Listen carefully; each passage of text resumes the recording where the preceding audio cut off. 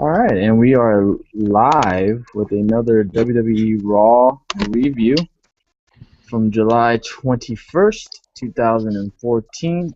I'm one of your hosts, Tony, and I'm here with my other co-host, the Bizarre One, Dave. How you doing tonight, sir? Good. All right, this is the post-show from WWE Battleground. I guess you could say this is the start of the SummerSlam season, starting tonight, and boy, did it pick up.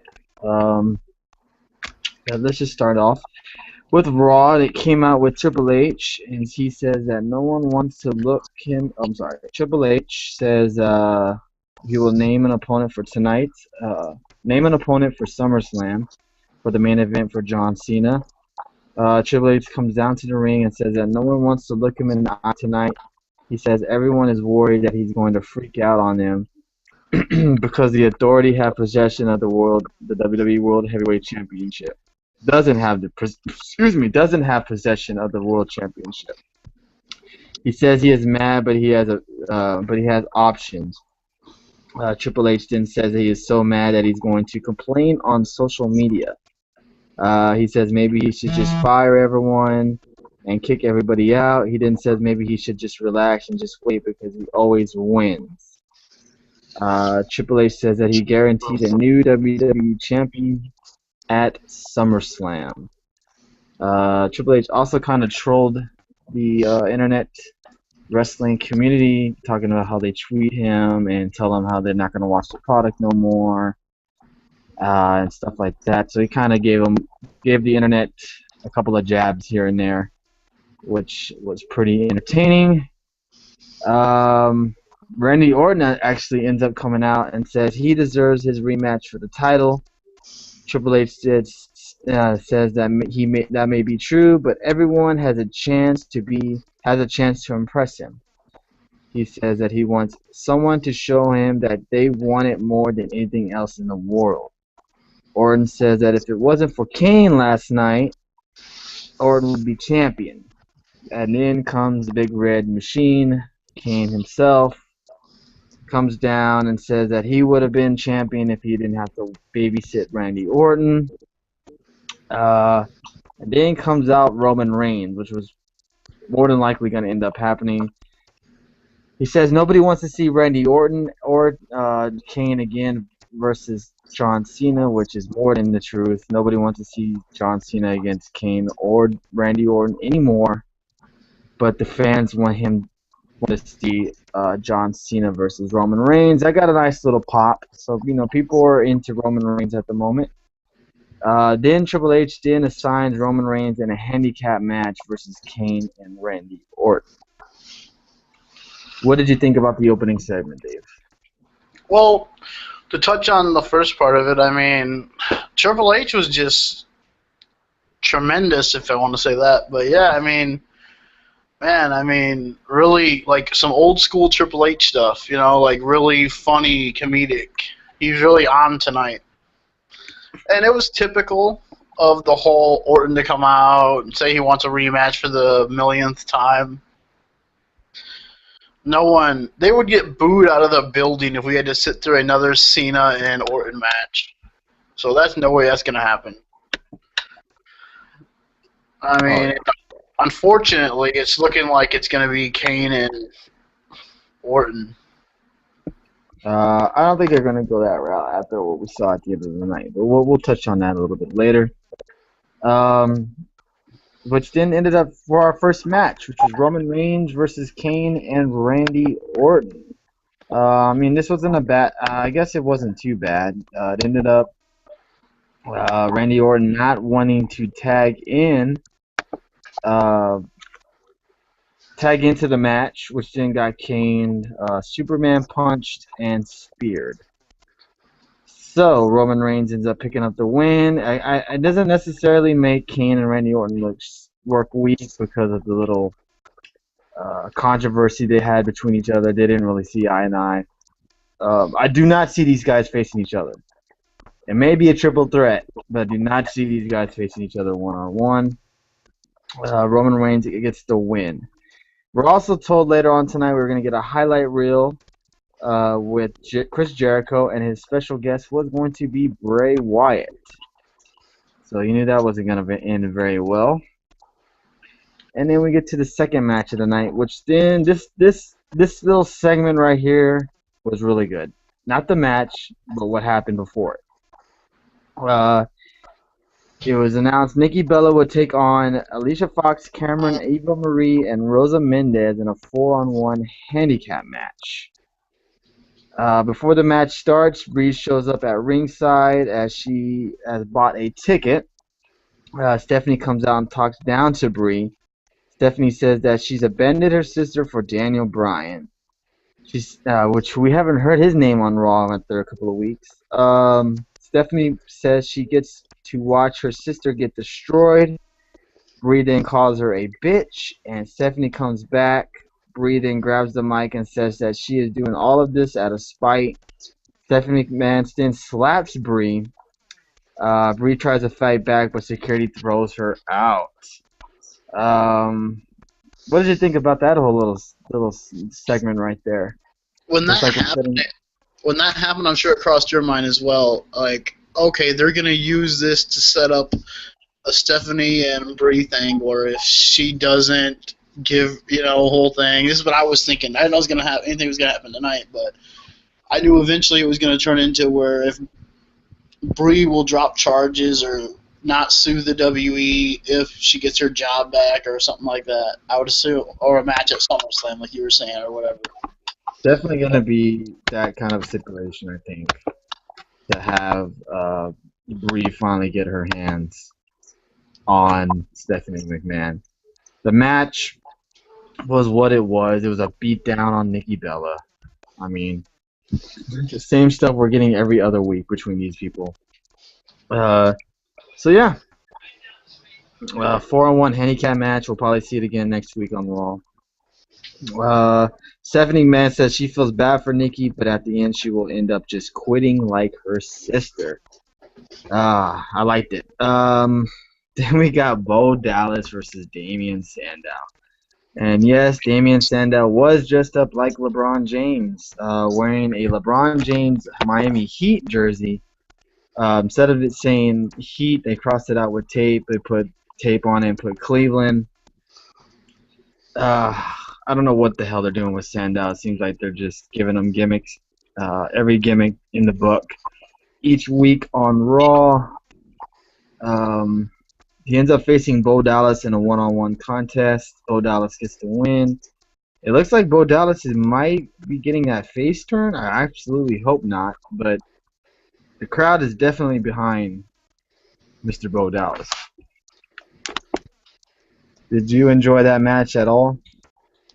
I didn't enjoy the match so much. I did enjoy the little segment they did, though, like Sandow coming out and the stuff is stupid, but some of it is turned somewhat entertaining a little bit. But I wish they would get rid of this gimmick thing. But I mean, Sandow plays.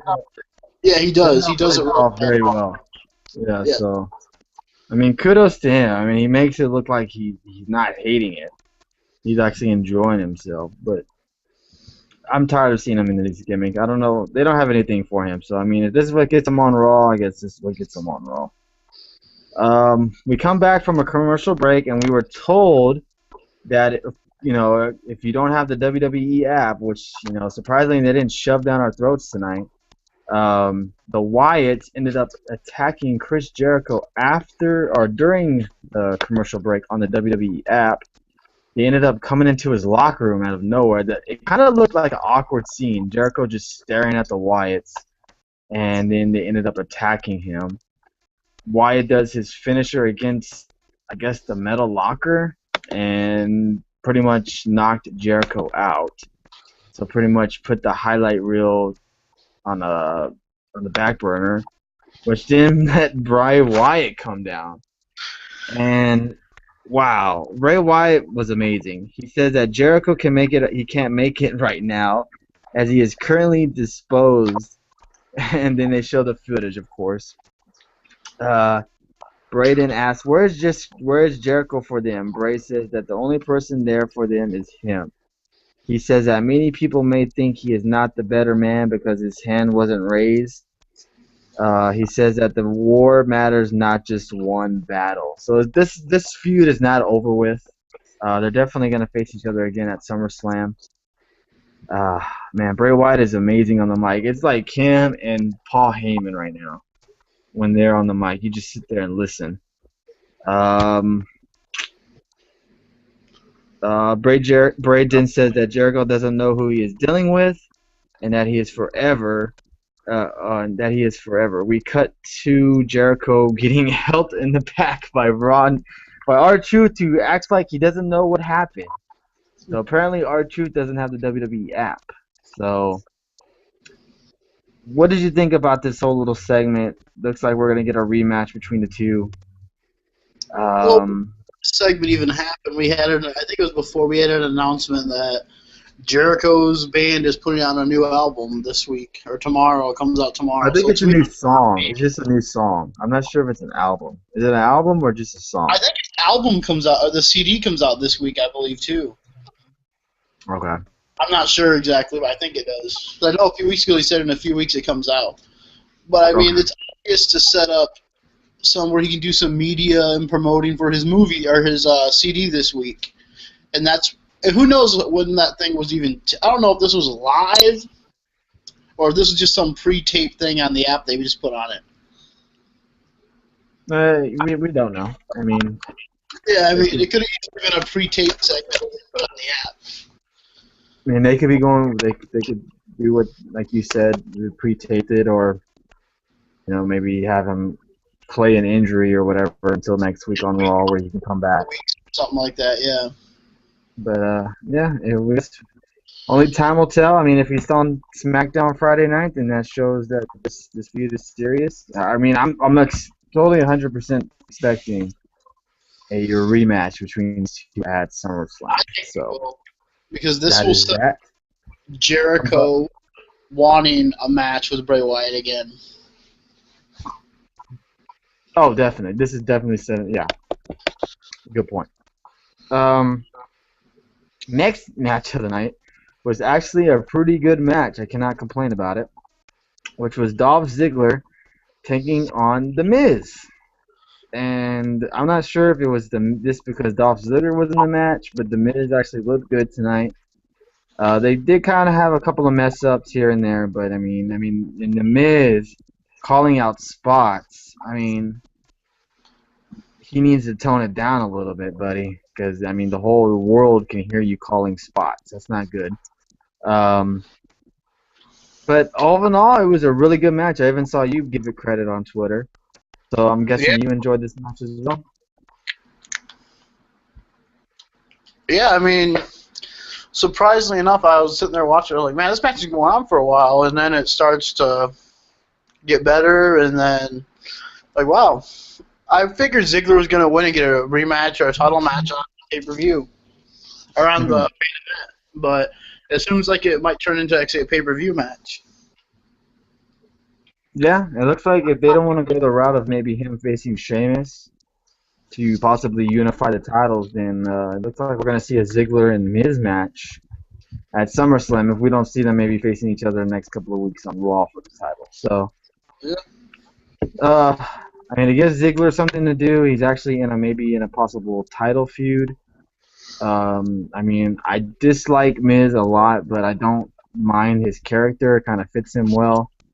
And if he's going to keep putting on good matches with Ziggler, you know, I'm not going to mind this feud at all. And Dolph Ziggler ends up picking up the win.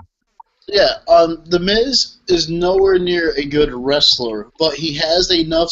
He knows enough moves to make his matches look good.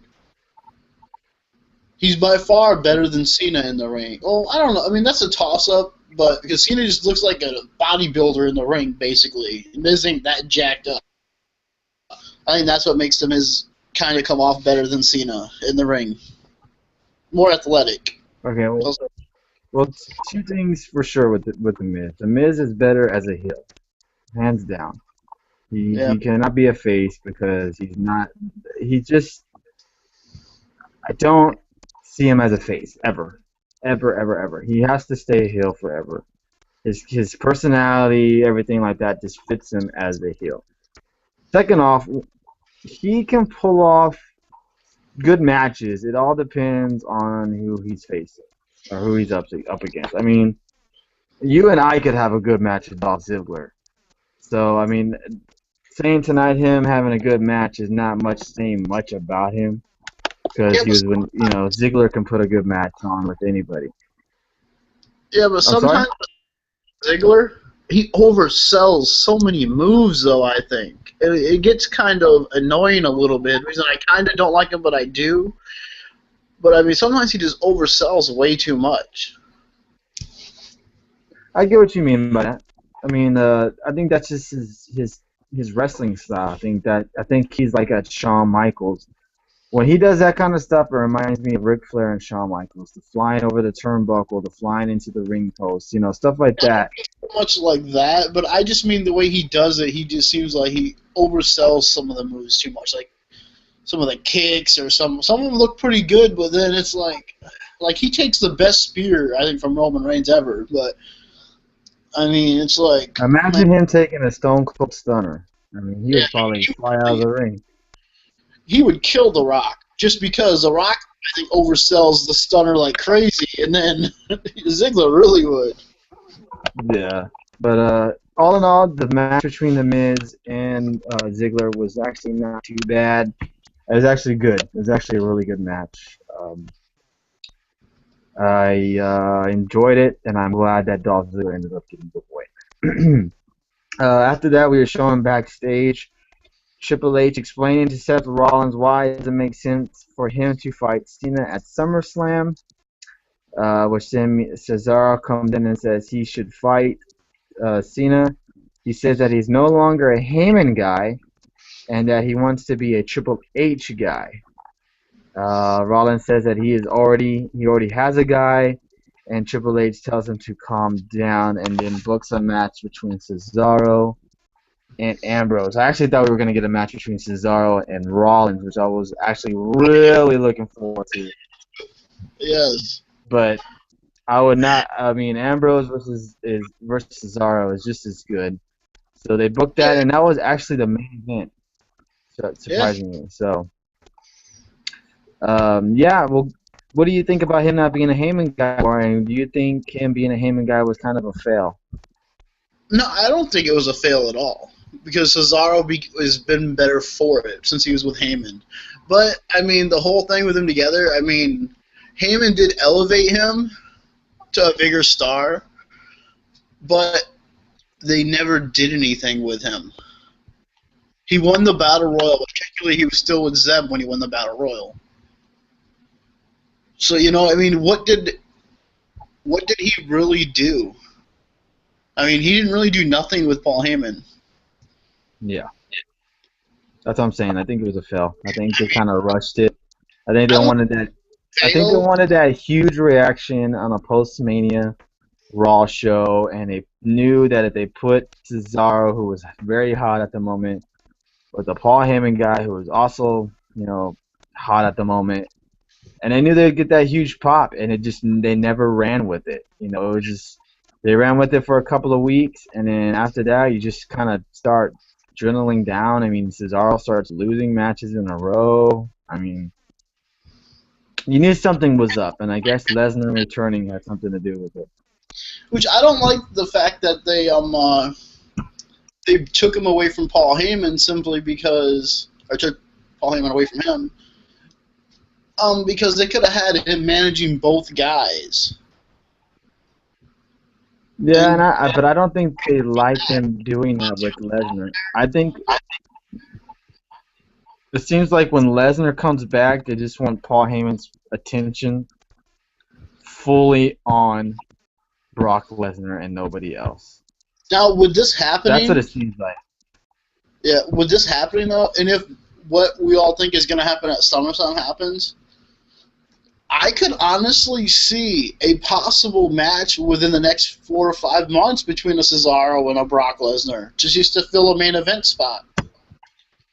I mean, it could definitely happen. They could work it in a storyline, definitely, but it all depends on what they want to do and what route they went. Like I said, I in my opinion have Lesnar booked as champion until WrestleMania. And if you have that, like 6 months till WrestleMania, and one of those months you don't want to have Cena facing Brock every single month. I mean, you could throw him in there. Yeah.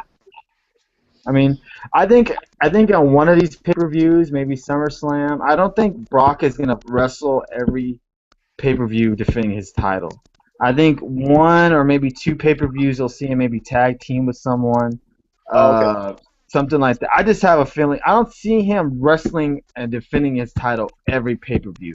That's Well, kind of pushing it, in my opinion. I mean, do I? Go ahead. I was just thinking, but that would kind of defeat the purpose of why they stripped Daniel Bryan too. You know, saying he doesn't defend the title every single pay-per-view. But he's the authority guy. He's gonna be tired of the authority. They're not gonna care. And that's my opinion. I mean, I feel like he's gonna be in some sort of kind of gimmick matches every now and then, to where he won't have to work as hard. You know, he's definitely not gonna be wrestling on Raw. Yeah, That's for sure. I mean, if you see him wrestle on Raw, that's a treat. Yeah. I mean, unless they worked out some huge deal with Brock Lesnar that hasn't leaked out, where he will defend the title once a month at a pay-per-view, although until Which is not non-believable. I mean, it's not. him performing once a month is nothing. And then In showing my up opinion. before and after the pay-per-view. I mean, they could do. Seriously, you don't have to have Lesnar be on every show Yeah. when you have Paul Heyman, his talking guy, his microphone, his mouthpiece. Videos for Raw. Exactly. Exactly. You don't always have to have Lesnar on Raw. And he's not going to wrestle he'll probably wrestle once a month, honestly. And it'll be the one time he wrestles will be when it matters, and that'll be at the pay-per-view. Because you got to think about it. If he wins at SummerSlam, he's probably going to wrestle at Night of Champions against Cena again. So, I mean, already 2 months booked of rematches, I would think. And then what do you do after that? I mean, you got Roman Reigns in there they could throw in there. You got Cesaro, Orton if they wanted to. Well, I saw Lana just tweeted out that she can't wait to Rusev Crush and get a hold of Brock Lesnar, and that would be something else. Too soon. Brock right now. Yeah, and if Rusev took on Brock Lesnar later down the line, I would enjoy that. But that's just weird. Rusev has not had nowhere near a quality opponent enough to compare to Brock Lesnar yet. I mean, Swagger tomorrow night at main event, he takes on Sheamus. I mean, that's his second biggest opponent he's ever had, next to Reigns. But you know how that ended. Rusev will face Sheamus at main event, non-title match. I mean, I'm going to expect Rusev to win. So I mean, possibly SummerSlam match. Maybe I don't know. I mean, if he won the title at SummerSlam, he'd get some major heat. Some major heat if he won that U.S. title at a pay-per-view. And then Night of Champions or Hell in the Cell, I think, is after Night of Champions. You could possibly see Jack Swagger and Rusev having a feud for the U.S. title. Think how cool that would be. And it makes sense. Because you can have Zeb Coulter saying, I want the title that doesn't belong to you, yada, yada, yada. You know, they can go any way they want with it. But, yeah. I just don't know. I mean, I just thought about something. We didn't have the Usos at all on the show tonight. Yeah, no Usos tonight. No Usos. Maybe they give them a little night off. I mean, they gave the Wyatt family a night off, too. I mean, they deserve it. Superstars, I don't know. They were the only match on the card last night that was worth talking about. But let's just move on. After we found out that we were gonna see Ambrose and Cesaro take it on, we then had our next match, which was AJ Lee and Paige versus Natty and Emma, who was finally on Raw after her little arrest a couple of maybe weeks or months ago. Um, Decent tag match. Paige and AJ get the win, but it was what happened after the match, which is the news, and that was Paige turning on AJ Lee. Paige is officially turned heel, and I loved it. You know, I'm a big AJ Lee supporter. And I loved it. I loved what Paige did. She pretty much just beat her up, threw over the announce table, threw in the ring post. I mean, it was just a brawl. We all knew it was coming, like you put on Twitter. But what did you think about it? I liked it. I mean, the fans, the crowd cheering for this.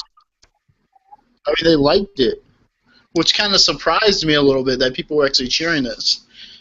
I thought they'd boo it because the whole CM Punk thing. Oh yeah, because she's married him. But yeah, Paige turns heel. Looks like this feud is going to continue, and these are the two perfect ladies to have a feud with because they're both good in the ring. And Paige is going with her NXT persona this time, I think. And I love it because she was great in NXT the way she was, and they kind of changed her when she went into the WWE. Kind of made her that little softy, lovable girl. But now she's telling her this is my house, yada yada yada. This is the Paige we've been waiting to see. This will be interesting to see how AJ does as like a face, though. You know that because she's never really done the face role, really. Next, we got our first pointless match of the night, which was Fandango and Zack Ryder. Yeah, Zack Ryder on Raw. Breaking news. Yeah. And even more breaking news is that Zack Ryder got the win over Fandango. Thanks to the Hoskies. Yeah, thanks to Lay Cool version 2. I have really nothing to say about this match other than Zack Ryder gets his first victory on Raw in about a year and a half or so. So, congrats to Zack Ryder. Then we got, oh gosh, Stephanie McMahon coming down, presents Flow Rider. We have the whole concert and everything. I can get that off my chest. I'm sorry. The same damn song he sung 2 years ago at WrestleMania. Well, the last song was a new one, I believe, but the first two. It's like, come on. I can vouch for it. I was there at WrestleMania 28. He played the same song. Oh, it's like, are you serious? Are you like a one-hit wonder or something? I mean, jeez. They could have saved whatever money they did to charge him to go there and just played the replay of him at WrestleMania 28. We find out why this happened, though. Yes, this was great. Stephanie McMahon introduces Flow Rider, and he ends the show, ends his concert, just telling everybody who he is, yada yada yada. And then out of nowhere, 2 cops come, and pretty much put Stephanie McMahon under arrest for assaulting Brie Bella for slapping her. And what made it so great was how realistic they made it. No mics on the cops. The commentators were quiet. They had their security. They had Stephanie McMahon's personal security guard there, trying to back up the cops. Acting, it was just perfect. They go to the back. They're going to put her in the car. Triple H is telling them to call John, which is their lawyer. They were playing this off perfectly, and it's just making it more and more intriguing to see what happens in the next couple of weeks that lead up to possibly them facing each other at SummerSlam. What did you think about the whole arresting and everything? Well, I really enjoyed this. I mean, it reminded you so much of Stone Cold getting Vince McMahon arrested, which everyone's going to go. But this was done so much better than that was. But no one can compare to Vince McMahon's rant getting arrested, but no, that doesn't compare to that. But, I mean, just the way they went about this was great. And, I mean, Triple H yelling to call, I think it was Jerry or something like that. Jerry, that's his name, Jerry, yeah. Yeah, the lore for WWE. I mean, they just made it seem, they made it so realistic. I liked it. They made it really great.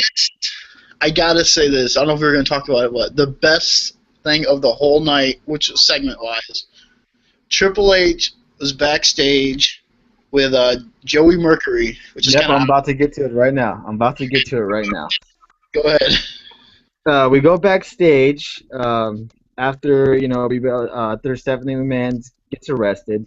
Triple H goes backstage to get whatever his briefcase and whatever have you. Joey Mercury comes up to him. Triple H says that he's leaving now, but Joey says he still has to make a decision. Triple H just says family comes first, but then pauses and then says it's going to take a while for this. There's processing, there's booking, their lawyers are already on the way, and he ends up staying instead of going to Stephanie McMahon's side. Which, I mean, tonight a round of applause for Triple H because Mhm. he was spot on tonight with everything. This was kind of Vince S right there with something like that. You know what? Yeah, It was a lot like Vince could do or something like that. It'd be like something like, wait a minute, yeah, I got time. It's something like Vince would do. loved it. Great Yeah, work by them too. a lot of people criticize Triple H, but tonight, I mean, it was some classic, like vintage Triple H segments tonight were just great. Hmm. Let's get into some more news, which we might be seeing a possible stable after we see Ryback take on Kofi Kingston and Big E and pick up the win. Xavier Woods comes down um, and grabs the mic and tells Kofi and Big E that he said that this can't keep. I'm sorry. They can't keep doing what everyone else wants them to do, and it's time for them to take it. Kofi and Biggie look at each other and they agree. And I'm not. Oh, it looks like we lost Dave. I'm not gonna say that this is gonna be a. Oh, there's Dave back. Dave is back again. Fake out. I'm not gonna say. Oh, there he's again. Gone. He's gone again. I'm not gonna say that this is gonna be a new Nation of Domination. Um, but it's kind of seeming like we're gonna see a new stable between Big E, Xavier Woods, and Kofi Kingston. My thoughts is there's only three guys in the group. Probably two of them are going to be wrestling. Don't see Xavier Woods wrestling very much. I think he's going to be more of the mouthpiece. Um, but yeah, I think they need to add maybe one or two more people into that group. And I heard a lot of people on Twitter saying Mark Henry, R-Truth. I think the perfect guy that would be nice to be in there would be Titus O'Neil. I think Titus O'Neil would be a nice little addition to the group. I know the guy already got muscles with Big E, but I really think having Titus, who's also really good on the mic, if given time in the ring, can put on a good match. Some people on there I was talking to on Twitter say he could be a world champion. I don't know if I would go that far. He hasn't shown me that much in the ring or shown me that much, period, for me to think that he can win a WWE title and carry it for however long. But I really am intrigued to see where they go with this. I'm just finally glad that they have Kofi Kingston in some kind of new role. Looks like he's going to be turning heel. It's about damn time. This guy should have been turning heel months or years ago.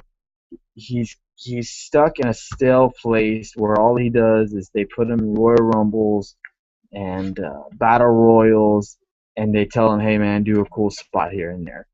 It just gets old after a while. Yes, it's awesome to see, and I'm not gonna lie, I do look forward to it when I know that he's involved in battle royals or Royal Rumbles. But that's not what Kofi Kingston is made of. He's a damn good wrestler. Sure, mic skills can use some work, but that's why Xavier Woods is there. And he's just stuck in the mid card where he faces guys, and he's that guy that they face to get that cheap win over.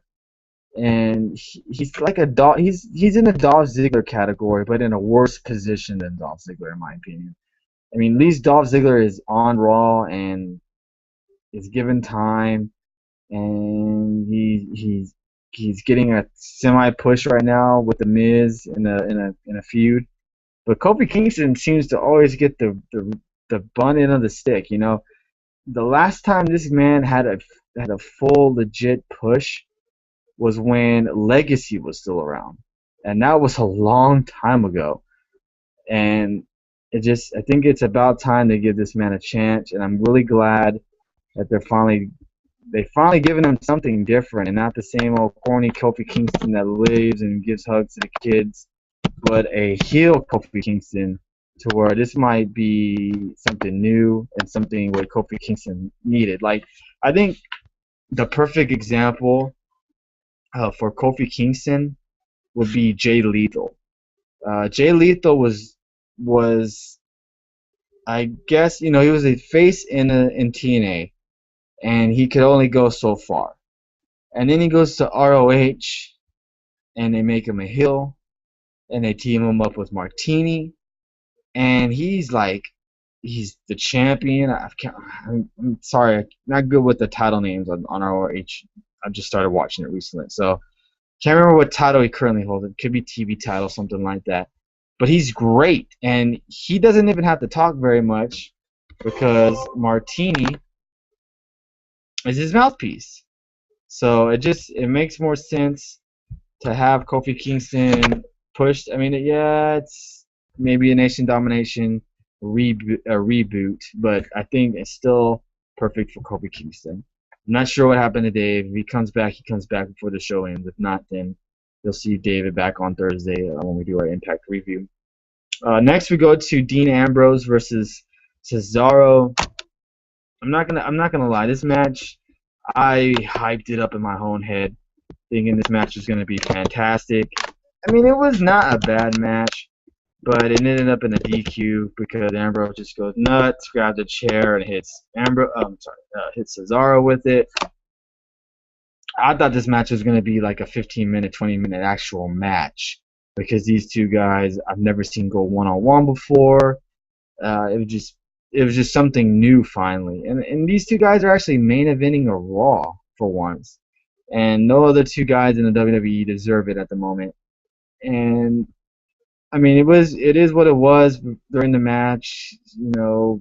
They each other got each other's offense on each other, and then Ambrose just goes nuts and hits him with a chair and gets DQ'd. So they didn't tease very much of a Rollins Ambrose rematch. I mean, Rollins didn't even get involved in the match at all. So I don't know if he's actually legitimately hurt, uh, or they don't know where to go with the Ambrose and Rollins feud at the moment. It looks like how crazy Ambrose is. You think maybe possibility that it could be a hardcore match at SummerSlam, but SummerSlam right now is looking like a pretty stacked pay-per-view at the end of the night. And we'll get to the end of the night right now, which is Triple H finally making his decision on who he's going to pick to face John Cena at SummerSlam. He had first announced that it's going to be, and Randy Orton comes down to the ring.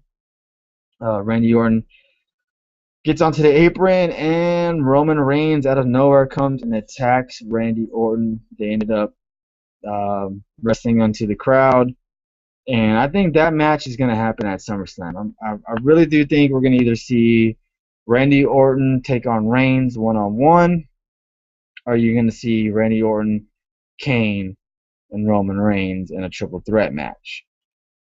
I just have a feeling one of those two matches are going to happen. I definitely see Randy Orton versus Reigns. I was really hoping for a possible Triple H and Reigns, but it doesn't look like they're going to be going that route unless things change in the next couple of weeks. I really do think it's just going to be Roman Reigns versus Randy Orton straight up at SummerSlam.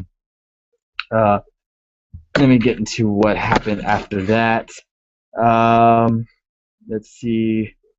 Heyman didn't. I'm sorry. I'm skipping something. Gosh. Oh, okay, here you go.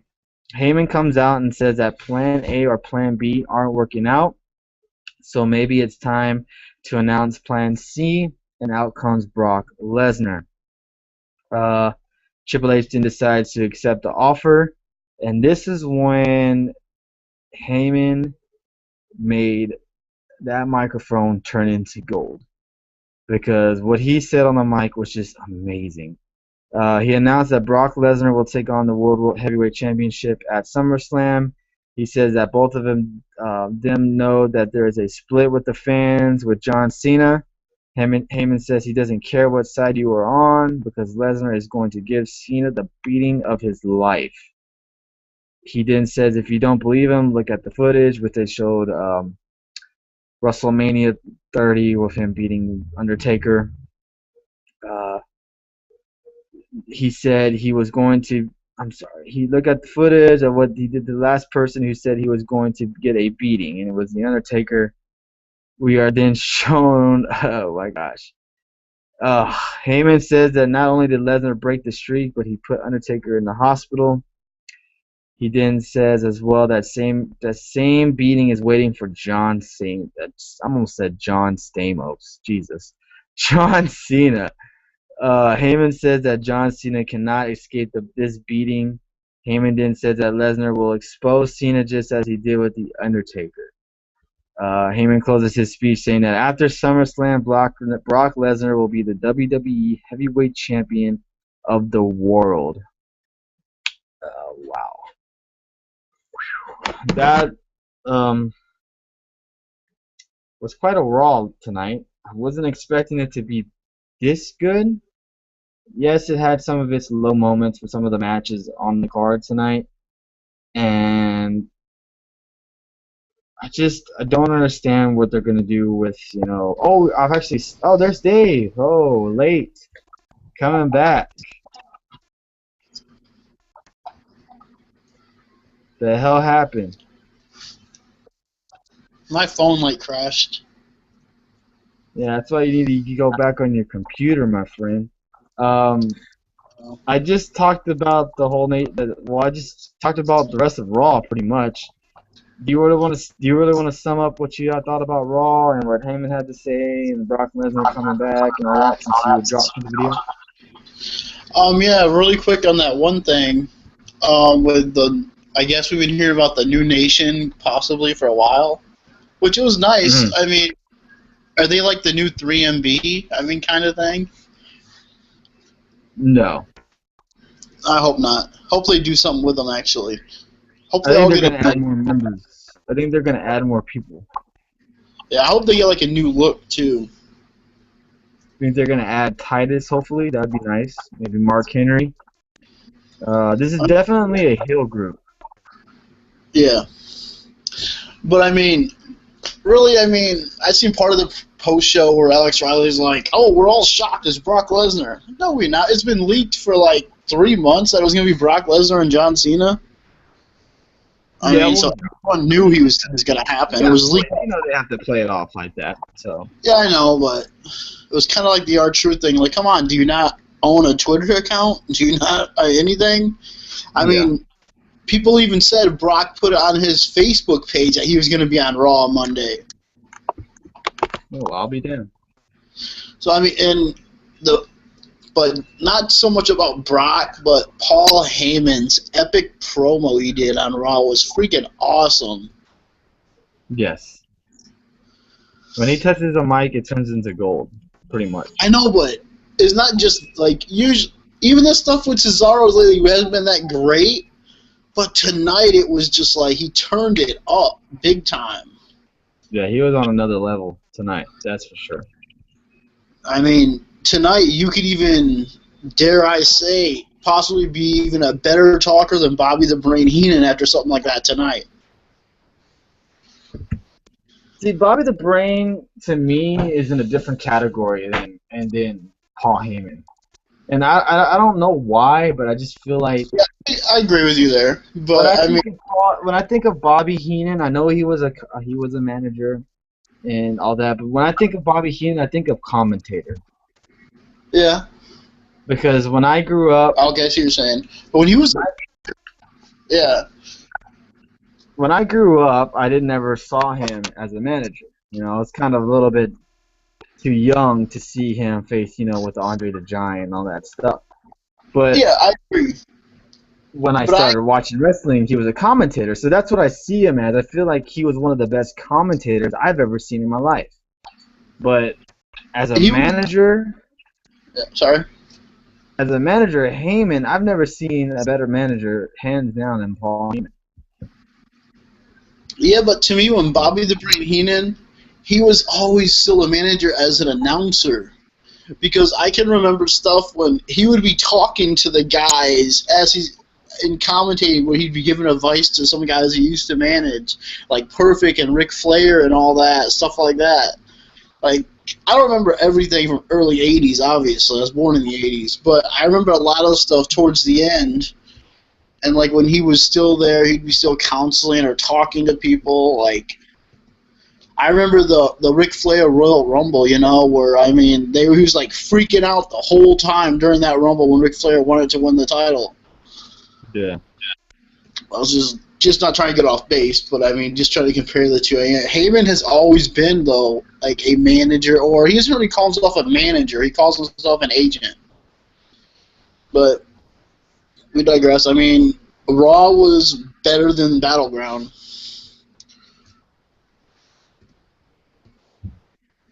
I mean, yeah, tonight's Raw was better than pay-per-view. That's for sure. Uh, I really feel like now that, you know, they got everything out of the way, that next couple of weeks before SummerSlam is going to be pretty good. I'm assuming John Cena is going to be on Raw next week, and we probably won't see Brock Lesnar. Yeah, probably I'm not. assuming. Maybe see a little microphone battle between him and Heyman, but all in all, I mean, tonight's Raw to me was I mean, it had some of its down moments, yes, but it was all in all a pretty good show. It built up storylines and it built up feuds that's going to end up eventually happening at SummerSlam. So It had like a WrestleMania feel build up to it a little bit. yeah, a little bit, yeah. I feel you on that. I agree. It's a very strong bill, and why they're doing it. They want the subs. They want the subscribers. They want people to subscribe to the network at the end of the 6 months. Yeah, so I mean, I don't see why anybody wouldn't.